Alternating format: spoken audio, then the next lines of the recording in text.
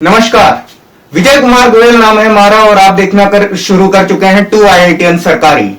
दोस्तों, आज आप देख रहे होंगे कि मैंने अपने चेहरे पर मास्क लगा रखा है। शायद यही भी वर्तमान की जरूरत है, जीवन भर की तो नहीं, लेकिन वर्तमान की जरूरत मुझे यही लगती है। और आज के समय में ना तो हम a+b का होल स्क्वायर खोलने वाले हैं, ना ही बायां पक्ष और दायां पक्ष बराबर करके x का मान निकालने वाले। चलिए, अब वक्त हो चुका है फेस रिवील का और आपको यह दिखाने का कि मास्क रुमाल की सहायता से कैसे बनाया जाता है। तो देखिए, ये हैंडमेड मास्क है जो आप लोग देख पा रहे होंगे और इसको मैंने एक रुमाल की सहायता से बनाया है। और देखिए, इसमें ये आप देख रहे हैं कि ये 2 हेयर बैंड है, ये 2 हेयर बैंड है, एक ये है और एक ये है।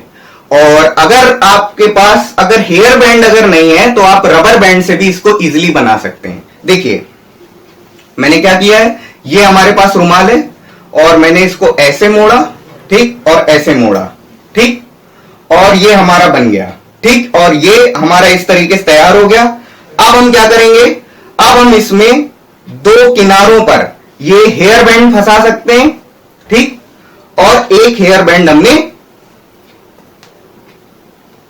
यहां पर ये इस तरीके से हमने फंसा दिया, ठीक है। अब क्या करेंगे, अब ये जो 2 एजेस हैं इनको हम मोड़ लेंगे इस तरीके से और ये हमारा बन गया हैंडमेड मास्क।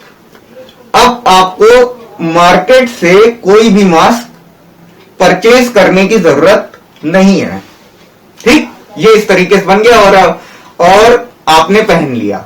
लेकिन अब इस चर्चा के विषय को आगे बढ़ाने के लिए मुझे ये उतारना होगा, ठीक, और इसको बनाने के लिए क्या करना है, कुछ नहीं करना है, जो कुछ करेगा ये बनने के बाद खुद करेगा, ठीक। आप लोग newspaper, TV, royal lab stats, Worldometer के माध्यम से आप जान पा रहे होंगे कि कोरोना वायरस के आंकड़े दिन प्रतिदिन आकाश को चूम रहे हैं। आज के समय में मंदिर, मस्जिद, चर्च आदि खुल चुके हैं। भारत सरकार कई कोशिशों के बावजूद भी सोशल डिस्टेंसिंग नॉर्म्स को फॉलो नहीं कर पा रही है। हम क्या करें? प्रश्न एक है, लेकिन जवाब, प्रश्न कई है लेकिन जवाब सिर्फ एक है, नियंत्रण। नियंत्रण के माध्यम से इस बीमारी को फैलने से रोका जा सकता है। लेकिन अगर यह नहीं है, नियंत्रण ही नहीं है, तो फिर मेरे कुछ सवाल हैं।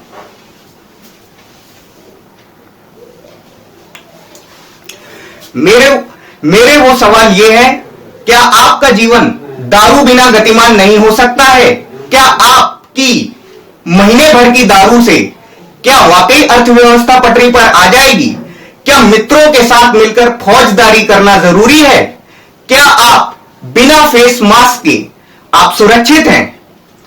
तो ये सब बातें हैं जिन्हें आपको नहीं करना है। इस चीज पर आपको थोड़ा सा ध्यान देना है। आपको दोस्तों का ग्रुप बना करके बाहर नहीं टहलना है और जो शराब के लिए जो लंबी लाइन लगती है उसमें भी आपको शामिल नहीं होना है। और ये मैं इन जनरल बात कर रहा हूं, मैं सिर्फ अपनी बातचीत को स्टूडेंट्स तक ही नहीं पहुंचा रहा हूं, और जो भी इस तरीके की गलत एक्टिविटीज करते हैं मैं उन लोगों तक भी इस बात को पहुंचा रहा हूं, ठीक। चलिए, अब हम बात करते हैं कोरोना अपडेट्स के बारे में। तो आप लोग देख पा रहे होंगे कि ये हमारे देश के संक्रमण के आंकड़े हैं, ठीक।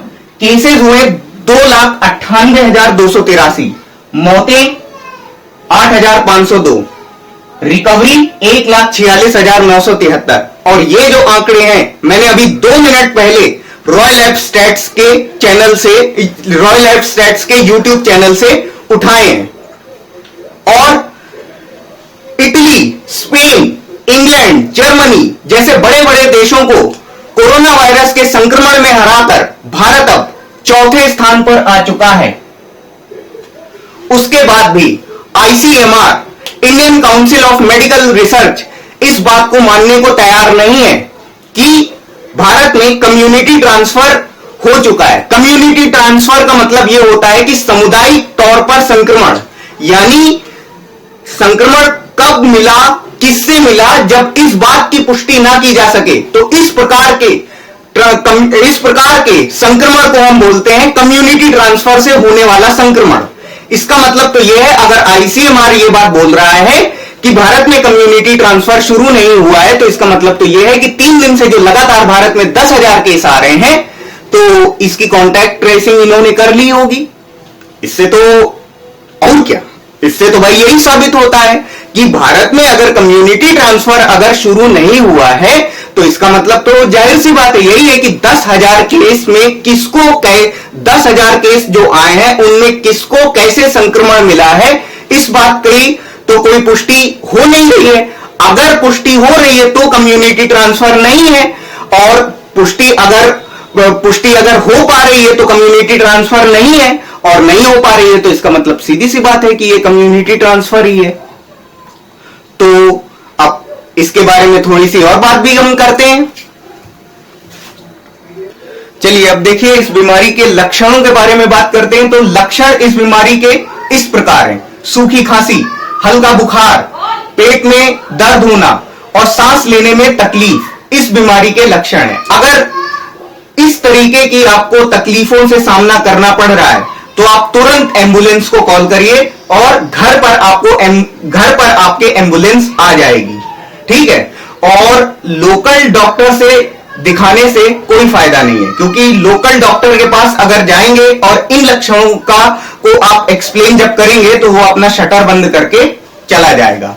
अब इस बीमारी की रोकथाम के उपाय मैं आपको बताता हूं। ज्यादा से ज्यादा घर पर ही रहें, अगर जरूरत है तो ही बाहर निकले, और जब भी बाहर निकले तो फेस मास्क लगा करके ही बाहर निकलें, ठीक। और कोशिश करें कि लोकेलिटी के शॉपकीपर से ही सामान खरीदें, क्योंकि देखिए जिस लोकेलिटी में आप रहते हैं आपको उसका पेंडेमिक स्टेटस आपको पता होगा, उस लोकेलिटी के बारे में आपको जानकारी होगी, न्यूज़पेपर के माध्यम से या अदर सोर्सेस के माध्यम से आपको पता होगा कि जिस मोहल्ले में मैं रहता हूं उस मोहल्ले का स्टेटस क्या है, उस मोहल्ले में कितने लोग संक्रमित हैं या नहीं है।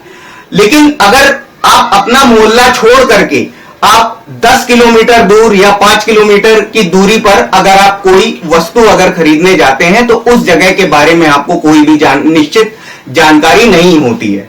और अगर आप बच्चे हैं और अगर आप फास्ट फूड खाने के शौकीन हैं तो फास्ट फूड खाने में आप इस तरीके का ध्यान रखें कि फास्ट फूड का सेवन आप गर्म ही फास्ट फूड आप खाएं, या तो वो जो फास्ट फूड होना चाहिए आपका वो आपका बेहतर तला हुआ होना चाहिए, या अगर वो मक्खन या घी द्वारा सिका हुआ भी होगा तो भी उसमें कोरोना वायरस के पाए जाने की संभावना जो होती है वो बहुत ही कम होती है। चलिए अब देखिए कोरोना वायरस के बारे में जितनी भी स्पीच मुझे देनी थी वो मैं दे चुका हूं, और अब हम इससे रिलेटेड थोड़ा सा इस पे जो कुछ इंपॉर्टेंट टर्म्स हैं उनकी भी स्टडी हम लोग